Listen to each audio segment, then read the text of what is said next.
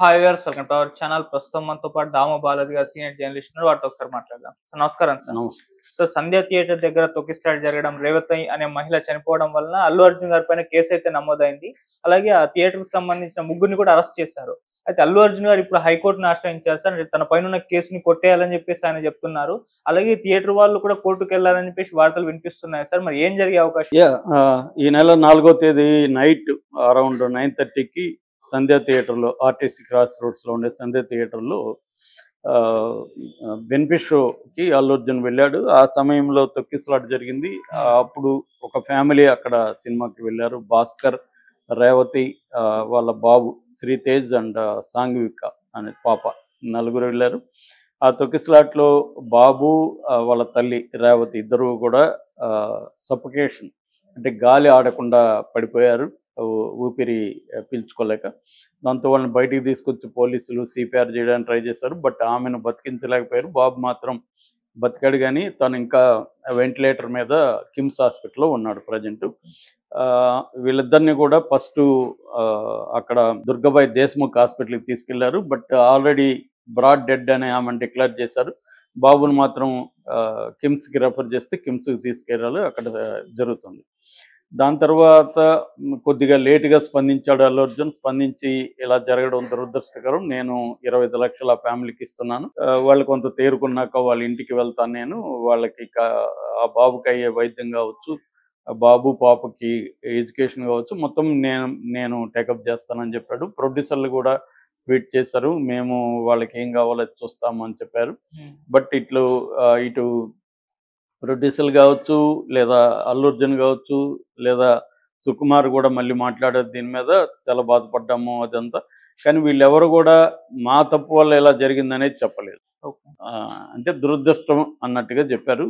అల్లు అర్జున్ అయితే 20 ఏళ్ళ నుంచి నేను వెళ్తున్నాను, మామూలుగా ఎవ్రీ టైము ఇలా వెళ్ళడం అనేది అందరూ వెళ్తారు, అదొక ఆనవాయితీగా వస్తుంది బెనిఫిట్ షోలకి వెళ్ళడం. సో కానీ ఇలా ఎప్పుడు జరగలేదు అనేది వాళ్ళు చెప్తున్నారు. కానీ కేసు అయితే చక్కడపల్లి పోలీసులు దీని మీద కేసు పెట్టారు. ఆల్రెడీ ఈ సంధ్య థియేటర్కి సంబంధించి మొత్తం 8 మంది ఓనర్లు ఉన్నారని చెప్తున్నారు. 8 మందిలో ఆ టైంలో ఉన్న ఒక ఓనర్ని, తర్వాత సీనియర్ మేనేజర్ ఆయన విజయ్ చంద్ర అనుకుంటా, నాగరాజు, సీనియర్ మేనేజర్ నాగరాజుని, తర్వాత లోవర్ అండ్ అప్పర్ బాల్కనీ చూసుకునే ఇన్ఛార్జ్ మేనేజర్ ఆయన విజయ్ చంద్ర ఆయన పేరు, ఆయన్ని, వీళ్ళ ముగ్గురిని అరెస్ట్ చేసి రిమాండ్కి కూడా పంపించేశారు. ఇప్పుడు హైకోర్టుకి ఇటు అల్లు అర్జున్ వెళ్ళాడు, ఇటు సంధ్య మిగతా యాజమాన్యం ఎవరు ఉన్నారు, మొత్తం 8 మంది కదా, ఒకరు అరెస్ట్ అయ్యారు, మిగతా 7 మంది ఉన్నారు. ఆ 7 మంది తరఫున రేణుకాదేవి అనే ఆమె, మెయిన్ ఆమె కూడా కోర్టుకు వెళ్ళింది. ఆమె ఆర్గ్యుమెంట్ ఏంటంటే, ఈ బెనిఫిట్ షో అండ్ ప్రీమియర్ షోలకి గవర్నమెంటే పర్మిషన్ ఇచ్చింది, మేమేదో ఇల్లీగల్గా వేసింది కాదు, అది లీగల్గానే వెళ్ళాము. బట్ ఆ benefit show and premiere show అనేవి మేము కండక్ట్ చేయలేదు, అది డిస్ట్రిబ్యూటర్లు చేశారు. అంటే డిస్ట్రిబ్యూటర్లే ఆ షోలు వేశారు, మాకు సంబంధం లేదు. మామూలుగా థియేటర్ అనేది ఎలా వర్క్ చేస్తుంటుందని బయటకు తెలియదు చాలామందికి. థియేటర్ ఉన్నా కూడా పర్టికులర్ టైంని వేరే వాళ్ళు టేకప్ చేయొచ్చు. ఇప్పుడు నేను ఒక బెనిఫిట్ షో వేస్తాను, మాకు ఇచ్చేయని, మేము చూసుకుంటాము అన్ని విషయాలని మనం అడిగినప్పుడు థియేటర్లో ఆ టైమింగ్ని మనకి ఇచ్చేస్తారు. మనం వెళ్ళి మన సినిమా వేసుకుంటాం, మొత్తం మన బాధ్యత, అక్కడ ఏం జరిగినా ఇంక మన బాధ్యత మామూలుగా అయితే. కాకపోతే అది లీగల్గా ఏమి డాక్యుమెంట్స్ ఏమి ఉండవు కాబట్టి అదొక ప్రాబ్లం అవుతుంది. సో వీళ్ళ ఆర్గ్యుమెంట్ ఏంటంటే, అది డిస్ట్రిబ్యూటర్ల ఆధ్వర్యంలో జరిగింది కాబట్టి మాకు సంబంధం లేదు, కాబట్టి మీరు మా మీద ఇంత తీవ్రమైన, అంటే మరణానికి కారణమవడం అనే సెక్షన్ల కింద కేసు పెట్టేశారు. 105, 118 బిఎన్ఎస్. ఇదేంటంటే దాదాపు 10 ఏళ్ళ వరకు జైలు శిక్ష పడే సెక్షన్లు ఇవి. బెయిల్ కూడా రాదు, ఎందుకంటే హత్య కాదు, కానీ ఒక వ్యక్తి చావుకి కారణం అవడం అనేది సీరియస్ అఫెన్స్.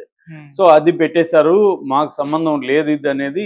ఆమె ఈ కేసును మా మీద కొట్టేయండి అనేది ఆమె కోర్టులో వేసింది. టెక్నికల్గా చూసినప్పుడు ఆమె ఆర్గ్యుమెంట్లో లాజిక్ కనబడుతుంది, ఎందుకంటే ఆ షో నిర్వహణ అంతా కూడా డిస్ట్రిబ్యూటర్ ఎవరైతే ఉన్నారో వాళ్ళే చేశారు, మాకు సంబంధం లేదు, డిస్ట్రిబ్యూటర్ మీద మాట్లాడారు. కానీ లీగల్గా వెళ్ళినప్పుడు డిస్ట్రిబ్యూటర్ బాధ్యత అన్నట్టుగా మీకు ఏమైనా రిటర్న్ అగ్రిమెంట్ ఉందా? ఏమీ లేదు. ఉందేమో తెలియదు, మరి మనకి వాళ్ళు ఏమేమి పెట్టారో తెలియదు.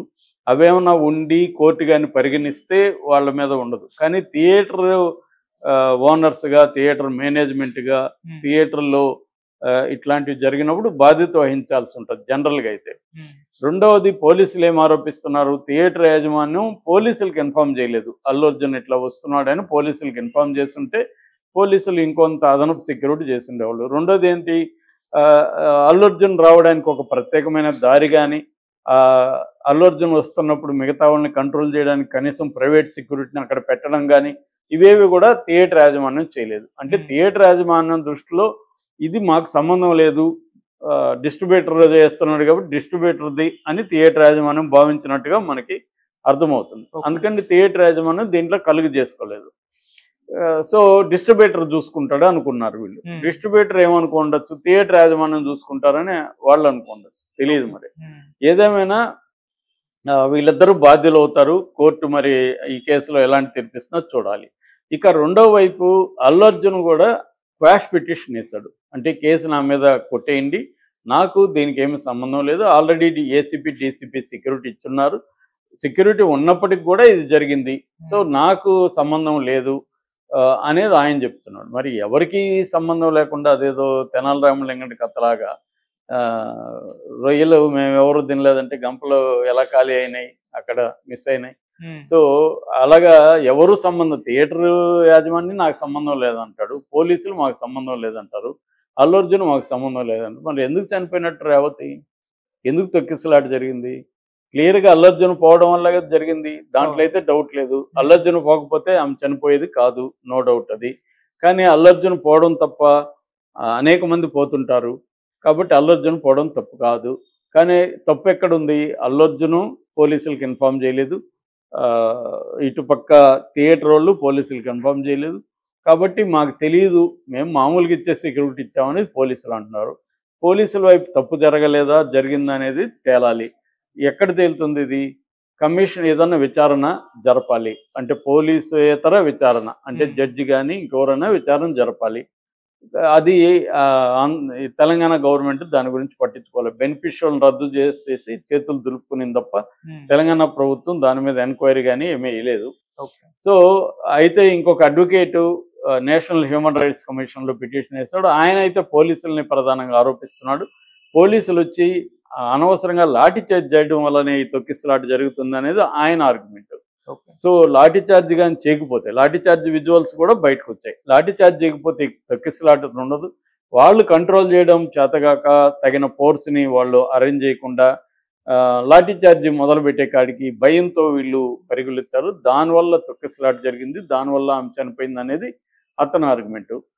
ఆ పిటిషన్ అయితే ఎన్హెచ్ఆర్సీ యాక్సెప్ట్ చేసింది. మరి వాళ్ళు కూడా జనరల్గా ఎన్హెచ్ఆర్సీలు వాళ్ళు ఏం చేస్తుంటారంటే డీజీపీకి రాస్తారు, డీజీపీ ఎంక్వైరీ చేయమంటారు, రిపోర్ట్ పంపించమంటారు.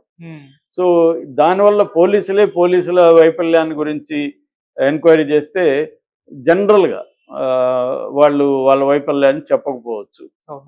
రెండోది, నిజంగానే వాళ్ళకి ఇన్ఫర్మేషన్ ఇవ్వకపోతే పోలీసులు తప్పు కాదు. సో అక్కడ అప్పుడు తప్పు ఎవరిది అవుతుంది? అల్లు అర్జున్ది, థియేటర్ యాజమాన్యం అవుతుంది. కానీ ఇప్పుడు అందరూ కూడా మాకు సంబంధం లేదు, మా మీద కేసు కొట్టేయండి అని కోర్టులో వేశారు.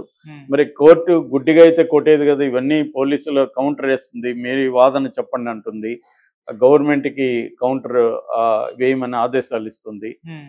వాటిని అన్నింటినీ చూసి కౌంటర్ ఆర్గ్యుమెంట్ కూడా ఇటు గవర్నమెంట్ నుంచి పబ్లిక్ ప్రాసిక్యూటర్ కూడా తన వాదన ప్రవేశపెడతాడు. ఈ అల్లు అర్జున్ కూడా దీంట్లో సంబంధం, అల్లు అర్జున్ బౌన్సర్లు ఒక 30 మంది బౌన్సర్లు వాళ్ళ టీంతో సడన్గా వెళ్ళడం వల్లే ఇది జరిగింది, అతను అది చేయకుండా ఉండాలి. రెండోది, అతను పోలీసులకు ఇన్ఫామ్ చేయలేదు, వాళ్ళ సెక్యూరిటీ ఇన్ఛార్జి పోలీసులకి చెప్పలేదు, కాబట్టి అల్లు అర్జున్ బాధ్యత ఉంది, అల్లు అర్జున్ అనే వ్యక్తి అక్కడికి పోకపోతే అసలు జరిగేదే కాదు అనే ఆర్గ్యుమెంట్ కోర్టులో వీళ్ళు వినిపిస్తారు.